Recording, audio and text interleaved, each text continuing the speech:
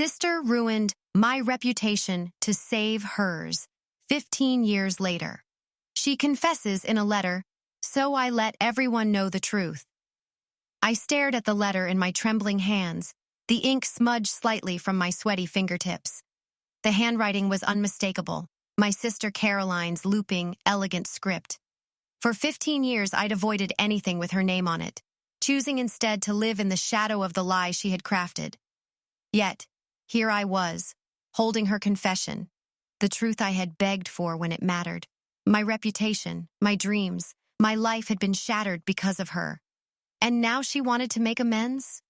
Too little, too late. But let me start at the beginning.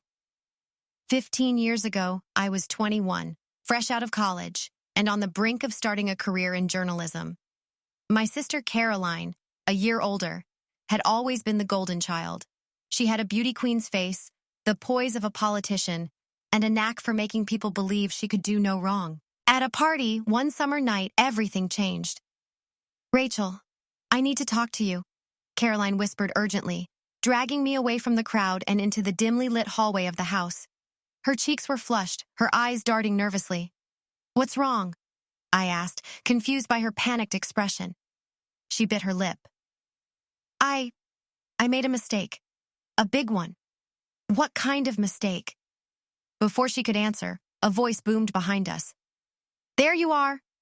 I turned to see Chris, Caroline's boyfriend of 2 years, storming toward us. His face was twisted with fury. "You think I wouldn't find out?"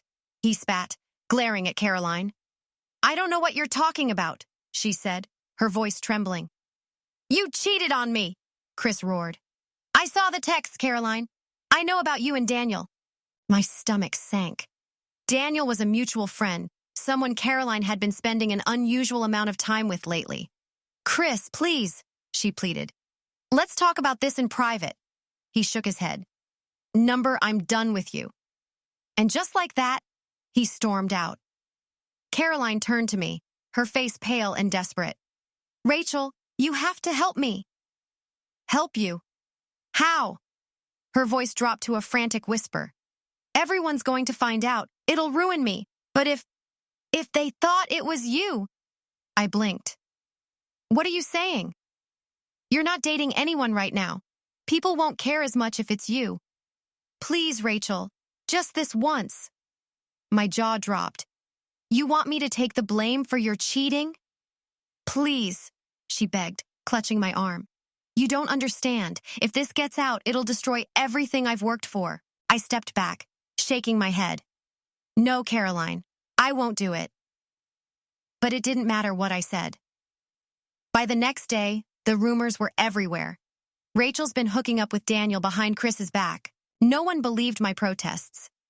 Caroline cried crocodile tears and played the betrayed sister, while I became the family pariah. My parents were devastated. My friends turned their backs on me, and my budding career in journalism was dead before it even started. Caroline, of course, thrived. She got a promotion at work, married a wealthy businessman, and became the picture-perfect woman everyone adored. I moved to a different city, took a job I didn't love, and built a quiet life far from the spotlight. 15 years later, the letter arrived. It began simply, "Rachel, I don't know if you'll even read this, but I need to tell you the truth." The rest of the letter was a confession. Caroline admitted to everything. The affair with Daniel, the lies she told to cover her tracks, the manipulations that destroyed my reputation. I was selfish and scared, and I knew you'd never fight back the way I would have. You were always stronger than me, even when I tried to convince everyone otherwise. By the time I reached the end of the letter, my hands were shaking. "I'm so sorry, Rachel. I don't expect forgiveness, but I hope you can find peace knowing the truth." Peace? She thought this would give me peace? The anger I had buried for so long erupted like a volcano. For years, I had lived with the consequences of her lies while she lived in luxury, adored by everyone. Well, not anymore. The first call I made was to Sarah, my best friend from college. She had been one of the first to abandon me after the rumors spread. "Rachel?" she answered, her voice hesitant. It's me, I said. I need to tell you something about Caroline and about what really happened 15 years ago. Over the next few weeks, I shared the truth with everyone who mattered. I posted Caroline's letter on social media, along with a simple caption, "The truth always comes out." It went viral within hours. Old friends reached out with apologies, journalists picked up the story, and Caroline's carefully curated image began to crumble. One evening, my phone rang. It was Caroline.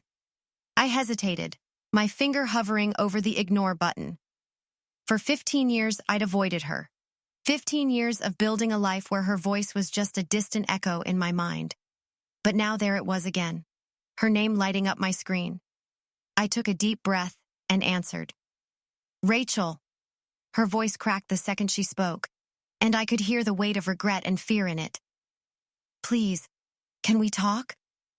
I leaned back in my chair, my mind still swirling with the aftermath of everything that had happened. "Talk? After all this time, you want to talk? I know I've hurt you." Caroline's voice was barely a whisper. "But I swear, I didn't mean for it to get this far. Please just hear me out." I couldn't stop the bitter laugh that escaped my lips. "I've heard you out before, Caroline. For 15 years, I listened to your lies and watched as you played the victim. And now, you want me to hear you out? Please." There was desperation in her voice, raw and fragile. "I know I've been selfish. I know I hurt you in ways I can't even begin to explain. But I want to make it right. I need to make it right." I stood up, walking across the room, pacing. "You want to make it right? After everything that's happened? After you destroyed my reputation? After you took my career, my friends, my life? And now you're calling me to make it right? How? Exactly." "I didn't know what else to do," she said, her voice trembling. "I was young, Rachel, and scared. You were always the strong one. You were always the one with everything together. And Her voice faltered, and I could hear the self-loathing seeping through. "I was jealous and stupid." "Jealous?" I almost couldn't believe it. "You destroyed me because you were jealous?" "I wasn't thinking, Rachel. I was caught up in something I couldn't control. I didn't realize what I was doing until it was too late.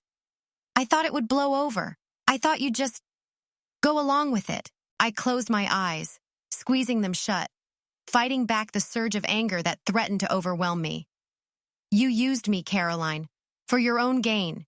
You turned your betrayal into my downfall. And for years, I lived in the shadow of your lie. I was the one who had to pick up the pieces." "I know. God, I know," she sobbed. "I don't expect you to forgive me. I don't. But I need you to understand, I was afraid of losing everything, and I thought I could handle it alone. But I couldn't. And I'm sorry. I am so, so sorry for everything I did to you." The silence between us stretched, thick and suffocating. I could feel the weight of her words, but it didn't change the fact that it was all too late. "I've spent my life rebuilding, Caroline. And it wasn't because of you. It was despite you," I said softly, but the bitterness still clung to my words. "You ruined me. And then you moved on like nothing ever happened. I had to pay the price for your mistake. And now you want me to just forgive you?" "I don't expect you to forgive me," she said, her voice barely a whisper. "But I just need you to know the truth. Everything that happened, it was me, not you." "I already know the truth," I replied, the coldness in my voice cutting through the tension. "And now everyone else does too." There was a pause, and then Caroline's voice came through again, more broken than I'd ever heard it.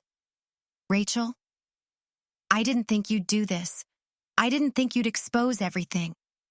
I couldn't stop the laugh that bubbled up from my chest, though it felt hollow. "You didn't think I'd expose the truth? After everything you did to me? You thought you could just slip away quietly, live your perfect life, and leave me with the ruins? That is what you thought?" "I didn't want to hurt you more," she whispered. I wanted to pretend like it never happened. For both of us. I wanted to keep you safe." "Safe?" I scoffed. Do you even hear yourself? You destroyed me to protect yourself, Caroline. You never even thought for a second about me. I never meant to hurt you, she pleaded. Please, Rachel, please let me fix this. I'll do anything. Just don't ruin me. Don't destroy my life, too. My grip tightened on the phone. Do you have any idea what I went through because of you? My career, my friendships, my family, all of it shattered because of your lies. And now you want to save yourself? I can't lose everything, Rachel. I have a family now. A life. If this gets out, You should lose everything, Caroline, I said, the words slipping out before I could stop them. You don't get to live in your perfect little world anymore, while I've been forced to crawl out from under the weight of your mistakes. The silence on the other end was deafening. I've done everything you wanted, she finally said, her voice breaking. I've paid for my mistakes, but you... Her voice trembled. You're doing this to hurt me. No, I said firmly. I'm doing this to give people the truth. You don't get to have it both ways anymore, Caroline. You don't get to live the life you've built on my ashes and still pretend you're innocent. You've lived your whole life with people thinking you were perfect. Well, now they'll know the truth. Please don't, she whispered, and I could almost hear the tears in her voice. Please don't let everyone know. But I had already made up my mind. The weight of 15 years of living in the lie, the betrayal, the silence, it was too much. I couldn't let it continue. I'm sorry, Caroline, I said, my voice softer now, but resolute. This is the end of the story. You made your choice a long time ago. Now I'm making mine. The line went dead. The next day, I posted the full truth on social media. I shared everything, every detail of the affair, the lies and the betrayal. I included Caroline's confession letter, along with my own words about the years of suffering I'd endured. I let it all out. It didn't take long for the backlash to come. The friends who had turned their backs on me years ago reached out, apologizing, offering their support. The media caught wind of the story, and suddenly, my name was back in the spotlight. But this time, it wasn't as the villain. It was as the one who had been wronged. As for Caroline, she tried to salvage what was left of her reputation. But it was too late. The truth had come out, and there was no going back. She tried to call again, to beg me to take it all down. But I didn't answer. I had spent too many years being silent, too many years hiding in the shadows of her lies. Now, I was done. I wasn't going to be the victim anymore. Not this time.